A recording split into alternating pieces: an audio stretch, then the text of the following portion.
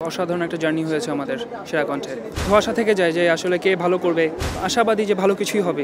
Channel আইয়ের সঙ্গে আপনার জার্নিটা ঠিক কেমন ছিল এতদিনের? আসলে আমাদের গ্র্যান্ড ফিনালেটা কিছু ইস্যুসের কারণে একটু দেরি হলেও সামগ্রিকভাবে বলতে হবে যে একটা অসাধারণ একটা জার্নি হয়েছে আমাদের সেরা কণ্ঠে। অনেক বড় একটা ইভেন্ট, যেটা ধরেন আমার লাইফে প্রত্যেকটা সেক্টরে, যেমন ধরেন কমিউনিকেশন থেকে শুরু করে অ্যাট দ্য সেম টাইম সবার কাছ থেকে অনেক কিছু শেখার ছিল। সেগুলোকে প্র্যাকটিক্যাল লাইফে অ্যাপ্লিকেশন করার ক্ষেত্রে এটা আমার লাইফে খুব গুরুত্বপূর্ণ ভূমিকা পালন করবে। কেসারেন শেকড় থেকে শিখরে। প্র্যাকটিক্যাল নলেজের সাথে যে থিওরিটিক্যাল নলেজগুলো অ্যাকোয়ার করা হয়েছে, এগুলো অ্যাকচুয়ালি খুব হেল্পফুল হবে একটা যে কোনো আর্টিস্টের জন্য। এটা আসলে নিঃসন্দেহে খুব হেল্পফুল। যেহেতু আজকে গ্র্যান্ড ফিনালে আমাদের এবং রেজাল্ট অ্যানাউন্স করা হবে, তো অবশ্যই একটা নার্ভাসনেস কাজ করাটাই স্বাভাবিক।